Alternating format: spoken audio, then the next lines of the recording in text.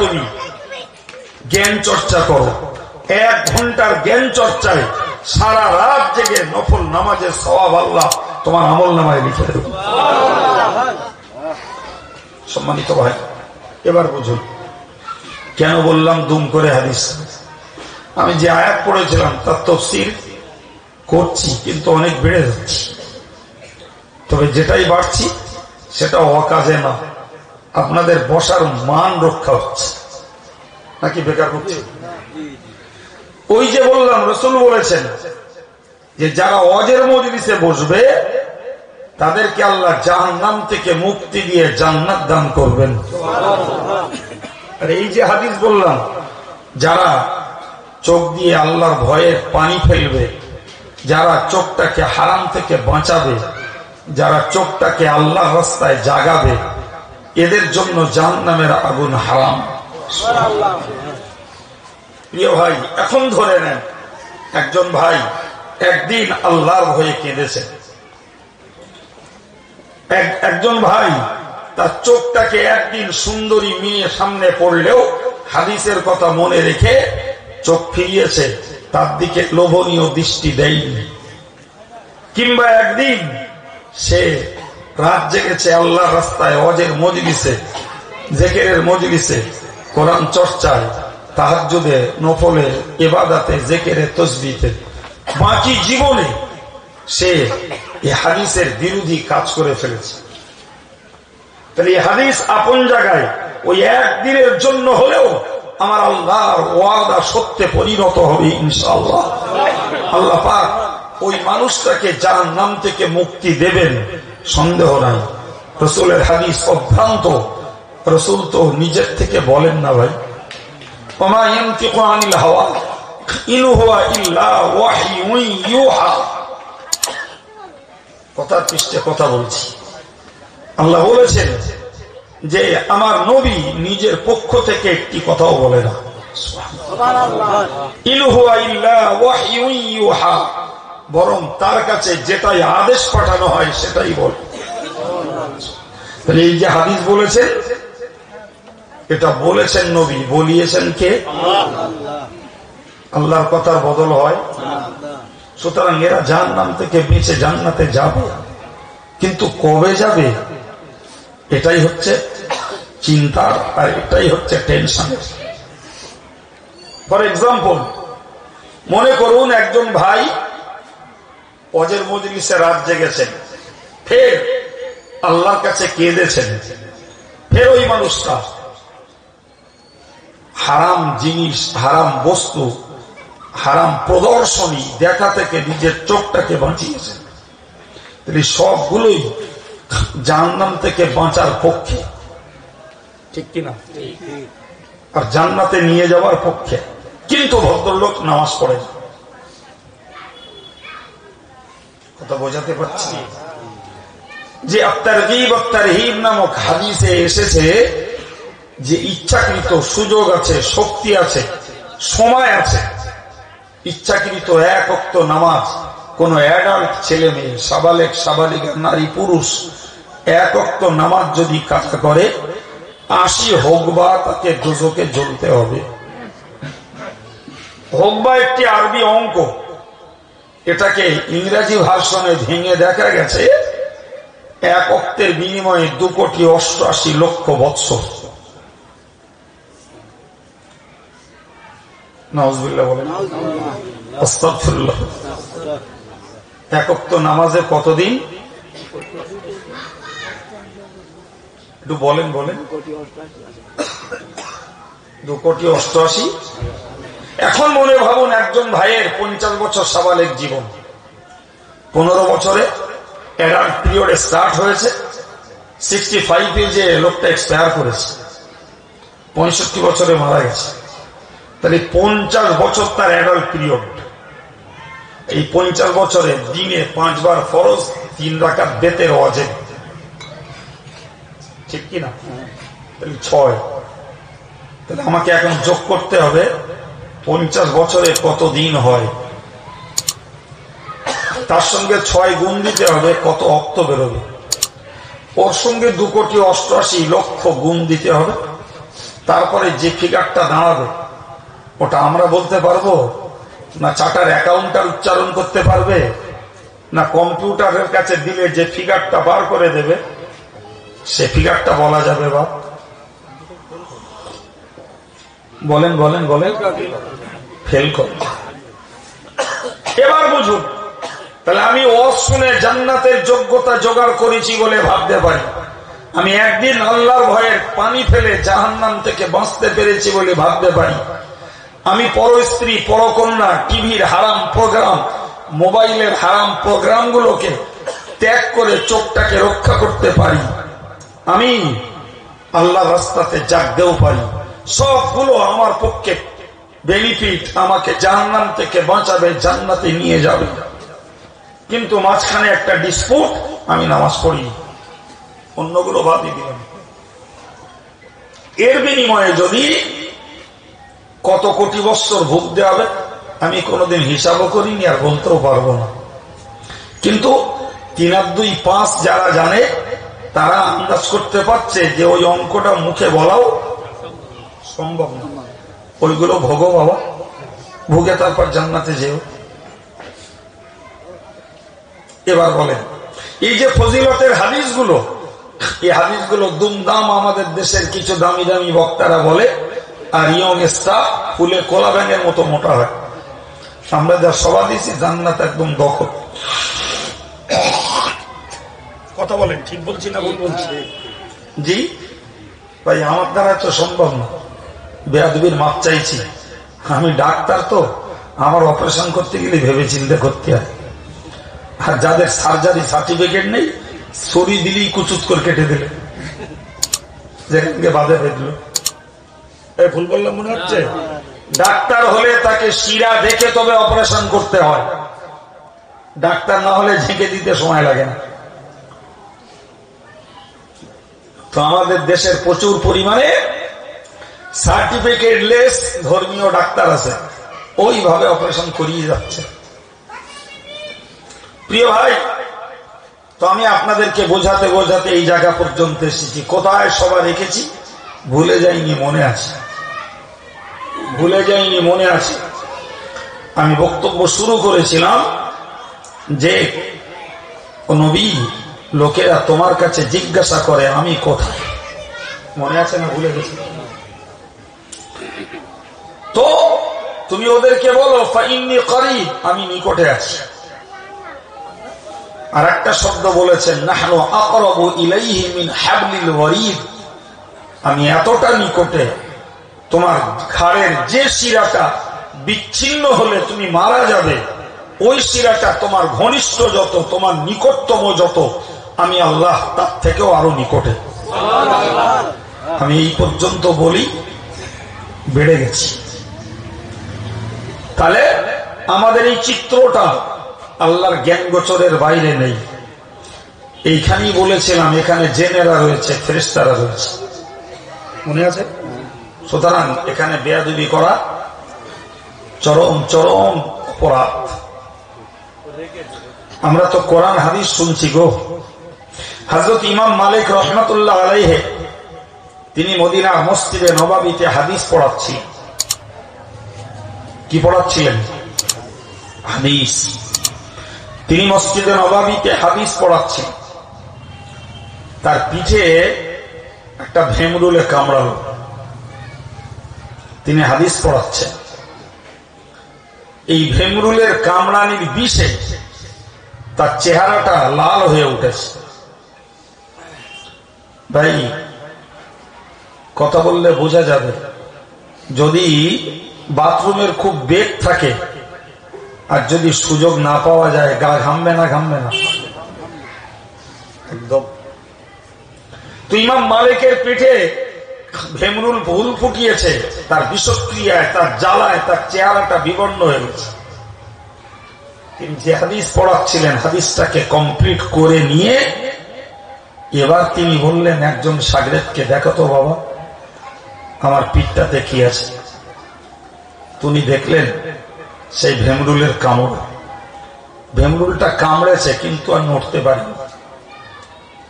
ও বিষ যখন ঝাড়ে তখন ওর ভিতরে একটা তেজ থাকে, কিন্তু বিষ যখন ঢেলে দেয় তখন ওর শক্তি হারিয়ে যায়। ছেলেরা খুব আফসোস করলো, বলল হুজুর আপনি যদি একটু আগে বলতেন তাহলে তো ভেমরুলটাকেও সরিয়ে দেওয়া যেত এবং এই যন্ত্রণাটা মেটানোর কোনো ব্যবস্থা করে দেওয়া যেত, চেষ্টা করা যেত। প্রসঙ্গত বলিই ফেলি, যদিও আপনারাও জানেন হয়তো, তবু উপকার হলে হবে। ভেমরুল বলি, ডেঁশো মাছি বলি, মৌমাছি বলি, এ জাতীয় দংশনকারী কীট যদি দংশন করে, তাৎক্ষণিক জ্বালা নিবারণের জন্য উপযুক্ত ওষুধ হলো একটু কেরোসিন। একটু কেরোসিন দেবেন, আল্লাহ চাইলে 70% জ্বালা কমে যাবে। বাকিটুকু তার তো একটা ক্রিয়া থাকবে।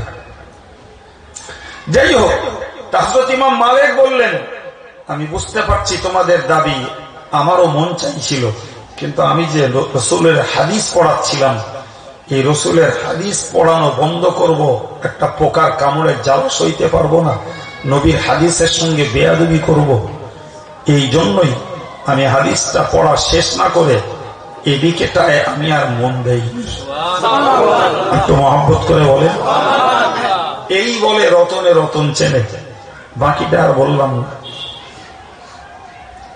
এই কথা বোঝা গেছে? যে কোরআনের মর্যাদা বোঝে সে কোরআন শোনার আদব বোঝে, যে হাদিসের মর্যাদা বোঝে সে হাদিস শোনার আদব বোঝে, যে আলেমের গুরুত্ব বোঝে সে আলেমের সঙ্গে আচরণ আর কথা বলার ধাঁচও বোঝে। ঠিক কিনা বলে? কিন্তু যে কোরআনের মর্যাদা বোঝে না, হাদিসের মর্যাদা বোঝে না, যে আলেমের মর্যাদা বোঝে না, সে কোরআন হাদিস শোনা তো দূরের কথা, অন্যকেও শুনতে দেয় না। ঠিক বলছে না ভুল বলছে? সম্মানিত ভাইরা, তো আমি কি বলতেছিলাম, যে আমরা আল্লাহর দৃষ্টির বাইরে নেই। আমার আল্লাহ পাক কোরআন শরীফে বলেছেন লা তুদরিকুল আবসার ওয়া হুয়া ইউদরিকুল আবসার। ও বান্দা তোমরা মনে রাখো, লা তুদরিকুল আবসার, না না পৃথিবীর কোন চোখ আল্লাহকে দেখতে পায় না। কোন চোখ? এ নিয়ে বিরাট বিতর্ক সুন্নতুল জামাতের আলেমদের সঙ্গে অন্যদের সঙ্গে। মেরাজের রাত্রিতে রাসূলুল্লাহ আল্লাহকে দেখেছিলেন কি দেখেননি? হাদিস শরীফে 3টে ব্যাখ্যা এসেছে। আম্মা জান আয়েশা সিদ্দিকা রাদিয়াল্লাহু আনহা মেরাজ থেকে ফেরার পরে রাসূলকে জিজ্ঞাসা করেছিলেন সুযোগ মতো, বললেন আপনি কি আপনার রবকে দেখেছিলেন? হাল রাআইতা রাব্বাক, আপনি কি আপনার প্রভু স্রষ্টা খালিক মালিককে দেখেছিলেন? তিনি বললেন কাইফা আরা, নবী বললেন কেমনে দেখব? আন্নাহু নূরুন, তিনি নূর, তিনি একটা জ্যোতি, জ্যোতির কোন চেহারা নাই। কথা বলেন আছে? এই যে টিউবলাইটটা জ্বলছে এর মুখ কোন দিকে? কথা বলেন। সুতরাং কেমনে দেখবো? আল্লাহ একটা জ্যোতি। দ্বিতীয় আর একটা ব্যাখ্যা হলো যে নূরানিয়ুন, সেটা একটা জ্যোতি, বিচ্ছিরণকারী জ্যোতি, সেটা দেখার নয়। আর একটা ব্যাখ্যা হলো যে নূর সেটা একটা জ্যোতি, তবে সেই যে জ্যোতিটা, ওই জ্যোতিটা কোন নির্দিষ্ট পাওয়ার নেই, বরং সুপার পাওয়ার, সেদিকে ফিরে তাকানো যায় না। নবী মুসা তো আল্লাহকে দেখা দূরের কথা, তার জ্যোতির প্রভাব সহ্য করতে না পেরে নিজে পড়ে গেলেন, পাহাড় চূর্ণ বিচূর্ণ হল, কেমনে দেখবে? সুতরাং এই জন্য কোরআন বলেছে লা তুদরিকুল আবসার, কোন চোখ আল্লাহকে দেখতে পায় না। ও হুয়া ইউদরিকুল আবসার ওয়া হুয়াল লাতীফুল খবীর, ও বান্দা মনে রাখো, কিন্তু তিনি সবাইকে দেখেন এবং তিনি সূক্ষ্ম জ্ঞান রাখেন। সূক্ষ্ম তত্ত্ববিদ তিনি আল্লাহ, ছোট ক্ষুদ্র থেকে ক্ষুদ্র জ্ঞানটাও তিনি রাখেন। সাত তবক জমিনের নিচে একটি কালো পাথরের উপর দিয়ে যদি কালো পিপিলিকাটাও চলে যায়, ওই কালো পিপিলিকাটি আল্লাহর দৃষ্টিগোচরে আসে, তার চলার আওয়াজটাও আল্লাহর কর্ণগোচর হয়। ও জোয়ানেরা, যুবকেরা, পর্দার মায়েরা কিংবা মুরব্বীরা, ধর্মহারা যারা আল্লাহকে ভুলে যে আল্লাহ দেখতে পান না ভেবে নিয়ে জীবনে যত আল্লাহ বিরোধী কাজ করছি কোনোটাকেই তো গোপন করতে পারবো না।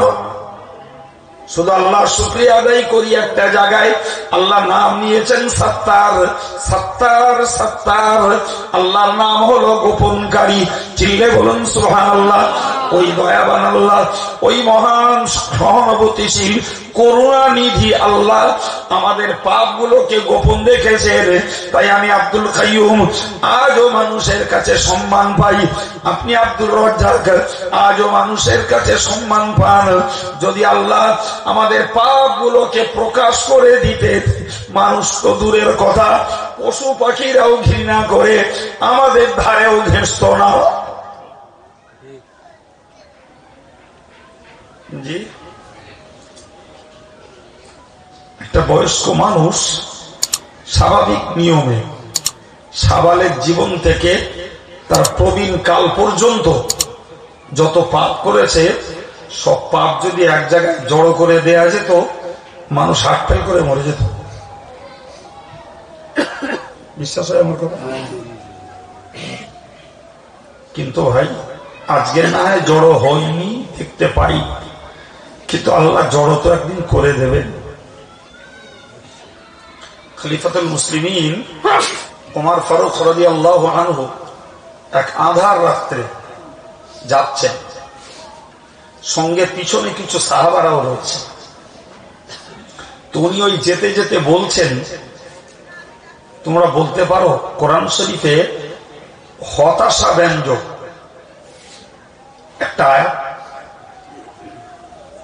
একটা আয়াত বলো, যে আয়াতটা শুনলে মানুষ হতাশ হয়ে যাবে। পিছন থেকে আধারে জবাব দিলেন কেউ যেন একজন, হ্যাঁ হ্যাঁ আমি জানি। বললে আয়াতটা কি বলো না? উনি বললেন, ফামান ইয়ামাল মিসকালা যাররাতিন খায়রান ইয়ারা ওয়া মান ইয়ামাল মিসকালা যাররাতিন শাররান ইয়ারা।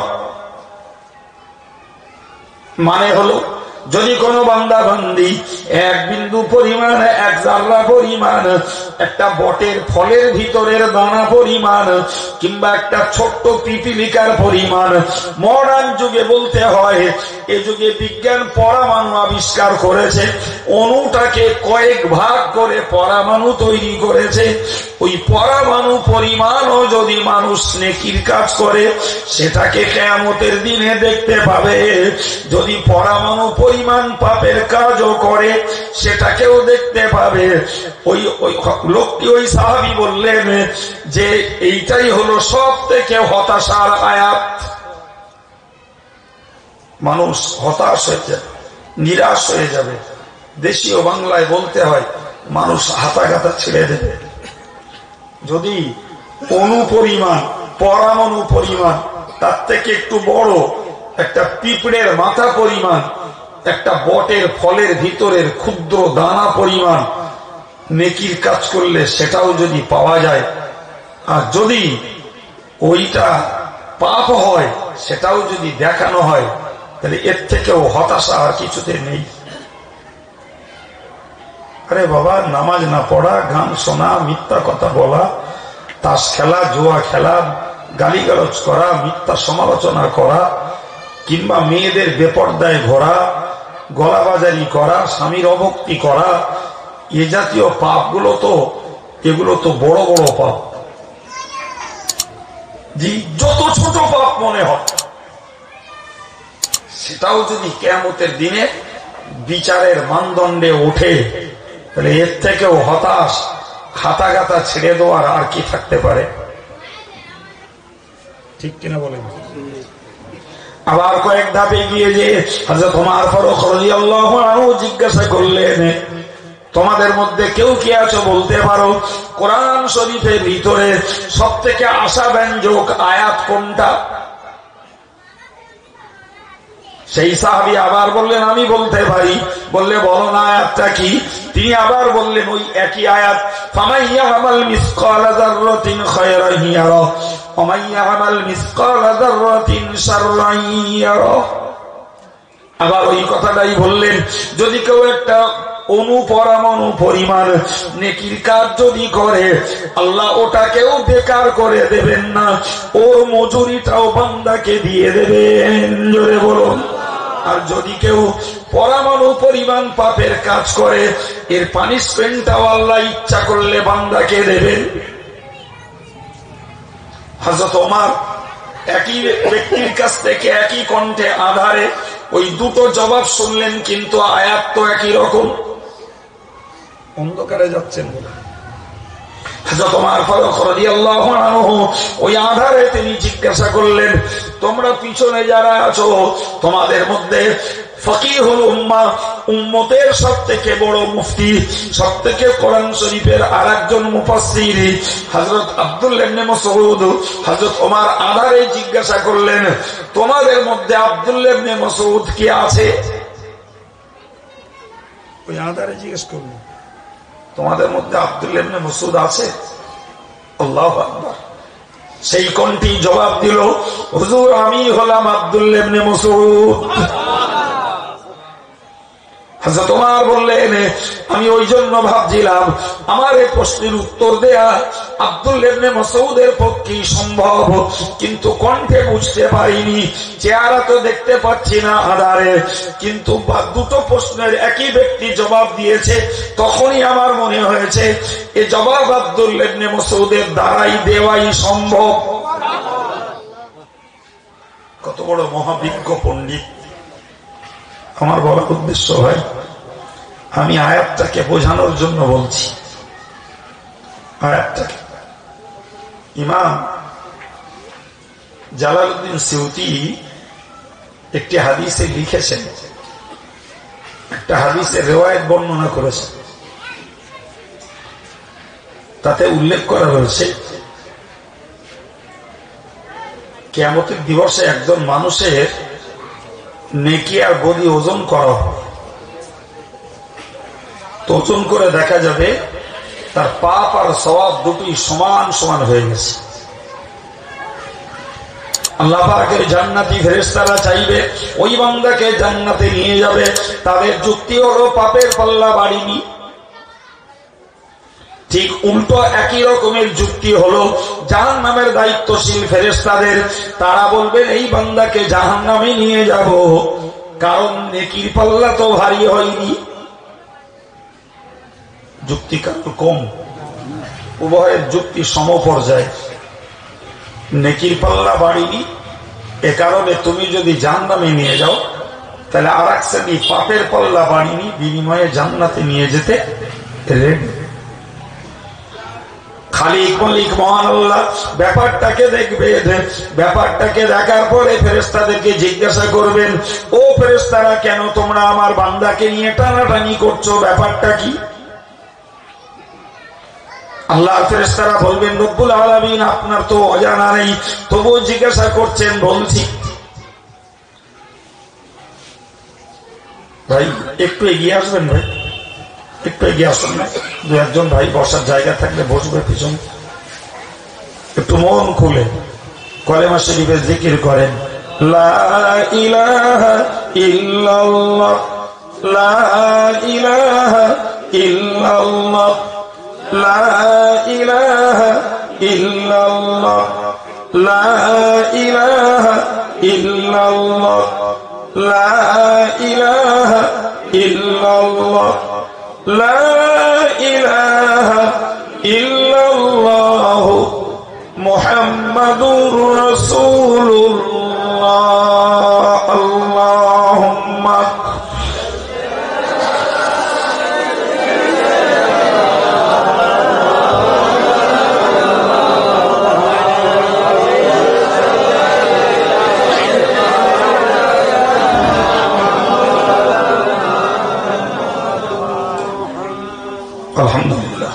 আল্লাহ আপনাদের আশা প্রশাস শোনা আমার বলা কবুল করেন বলি আমি। সম্মানিত ভাইয়া, প্রিয় যুবক ছেলেরা, কখন কোন দিন কি বলি কি বলা সবটা আল্লাহর ব্যাপার। জি, সবটা আল্লাহ। সুতরাং আজকের আল্লাহ যা বলাচ্ছেন, কালকে কোথাও বসলে এই কথা আবার পাওয়া যাবে, ভাবলে ভুল হবে। বলাবেন কি বলাবেন না আল্লাহ জানেন। সুতরাং আজকের যেটাই আল্লাহ বলাচ্ছেন সেটাই সাদরে গ্রহণের জন্য আমি পুনর্নিবেদন রাখছি। ফিরে চলুন যে কথা বলতেছিলাম।